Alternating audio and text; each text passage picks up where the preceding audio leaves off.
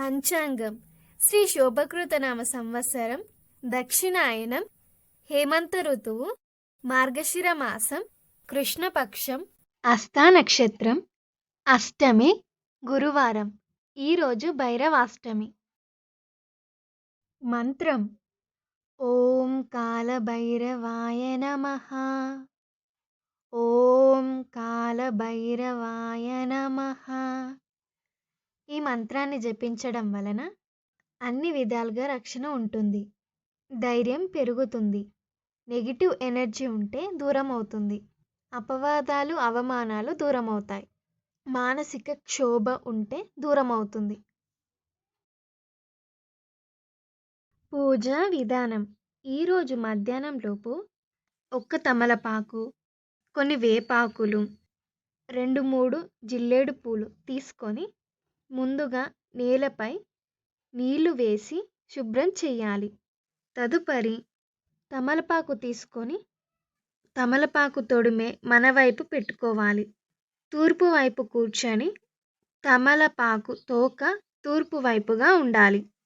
తమలపాకును పెట్టి దానిపై చిటికెడు పసుపు వేసి దానిపై వేపాకుల్ని రివర్స్లో పెట్టాలి. పెట్టి దాని మధ్యలో ఒక జిల్లేడు ఆకును పెట్టాలి. ఆ ఆకు ముందు కూర్చొని అక్షింతలు తీసుకొని ఓం కాలభైరవాయ నమః అంటూ నాపై ఎటువంటి దుష్టశక్తి ఉన్నా దూరం కావాలి, మనసులో బాధ క్షోభ ఉందో అది విముక్తి కావాలని కోరుకొని ఆ అక్షింతలు ఆ ఆకుపై వేయాలి. కాలభైరవాష్టకం పారాయణం చేయాలి. కొద్దిగా కర్పూరం తీసుకొని ఆ ఆకుపై పెట్టి దీపం వెలిగించాలి. కర్పూరం కొండెక్కే వరకు అక్కడే కూర్చొని దీక్షణంగా చూస్తుండాలి. కాలభైరవాయ నాకు రక్షణ కావాలి అని మనసులో అంటూ ఉండాలి. ఆ కర్పూర దీపాన్ని అలానే చూస్తూ ఉండాలి. కర్పూర దీపం కొండెక్కాక దాన్ని చేతిలో పట్టుకొని ఒక పాత్రలో కానీ నీళ్ళల్లో కానీ వెయ్యాలి. ఆ తమలపాకును 2 ముక్కలుగా తుంచేసి దాన్ని కూడా వేసి ఇంటి బయట పారబోయాలి. తదుపరి కులదైవం లేదా ఇంటి దైవం ముందు 2 దీపాలు వెలిగించి నమస్కరించుకోవాలి. ఇలా అష్టమి రోజున చేయడం వలన సమస్త శత్రు బాధలు పోతాయి మరియు చెడు ప్రయోగం ఉన్న దాని నుండి విముక్తి కలుగుతుంది. పెద్ద పెద్ద ఆపదలు ఉంటే అవి కూడా తొలగిపోతాయి. దైవం రక్షణగా ఉంటుంది. ఈ పూజ ఎవరైనా ఆచరించవచ్చు. తాంత్రిక పూజ అయినా పాజిటివ్ ఎనర్జీ ఉంటుంది, నెగిటివ్ ఉండదు. ఇది ఎవరైనా చేయవచ్చు. వాడే వస్తువులు కూడా పాజిటివ్ ఎనర్జీతోనే ఉంటాయి కాబట్టి ఎవరైనా చేయొచ్చు.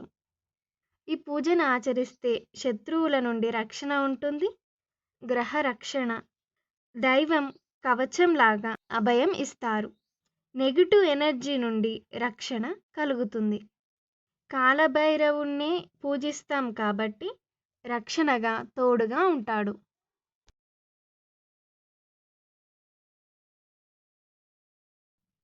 ఆయుక్షేమం.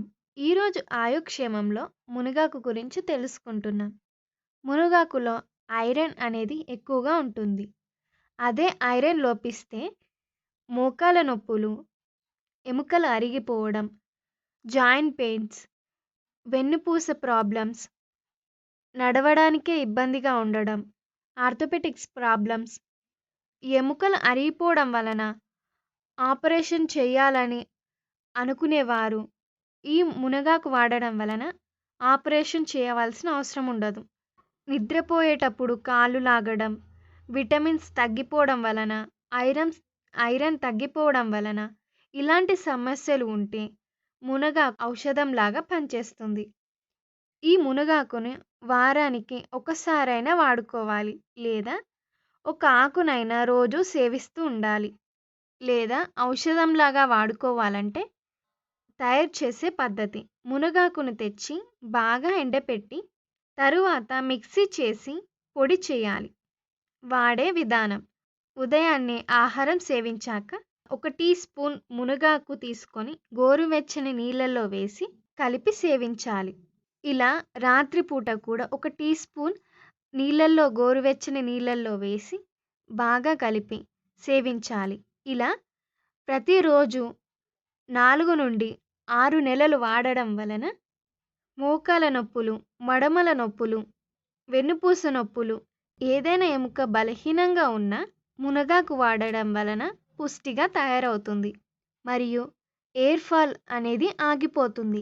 వెంట్రుకలు ఒత్తుగా, నిండుగా వస్తాయి. యోగక్షేమం. ఈరోజు సాయంత్రం దుర్గా అమ్మవారి ముందు 2 దీపాలు వెలిగించాలి. ఎర్రని పుష్పాలు అలంకరించాలి. తదనంతరం అమ్మవారికి కుంకుమార్చన చేసి మంగళహారతి ఇవ్వాలి. తదుపరి ఆ కుంకుమని తీసుకొని నీళ్ళల్లో కలిపి ఎర్రని నీళ్ళుగా తయారు చేయాలి. ఆ ఎర్రని నీటిని ఇల్లంతా ప్రోక్షణ చెయ్యాలి. మిగిలిన నీటిని తులసి చెట్టుకి పోయాలి. ఇలా చేయడం వలన ఇంట్లో నెగటివిటీ ఉంటే దూరమవుతుంది. దుర్గా అమ్మవారి రక్షణ కలుగుతుంది. దారిద్ర్యం దూరమై వచ్చిన డబ్బు నిలకడగా ఉంటుంది. వీడియోలు చూడడానికి మా ఛానల్ని సబ్స్క్రైబ్ చేసుకోండి. పక్కనే ఉన్న బెల్ ఐకాన్ని యాక్టివేట్ చేసుకోండి. లైక్ చేయండి, షేర్ చేయండి.